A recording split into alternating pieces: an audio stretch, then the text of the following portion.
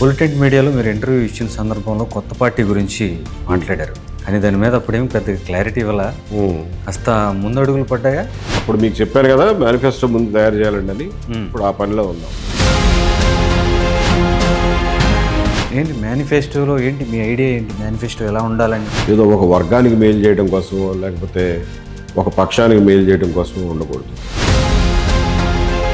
రాష్ట్రానికి, ఆంధ్రప్రదేశ్కి మొట్టమొదటి ప్రయారిటీగా కావాల్సింది ఏంటి అంటే ఏం చెప్తారు?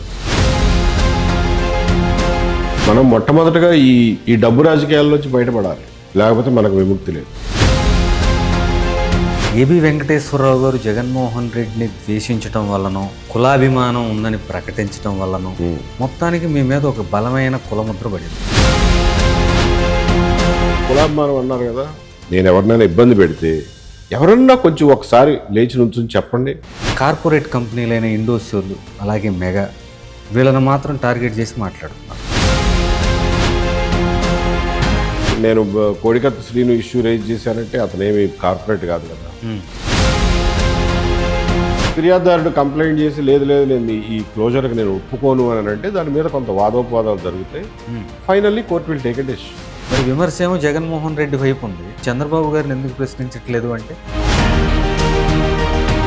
1750 కోట్ల రూపాయలు ఏవైతే జగన్మోహన్ రెడ్డి గారికి చెల్లించామని అంటున్నారో దాన్ని నిగ్గు తేల్చండి అని చెప్పి అడుగు.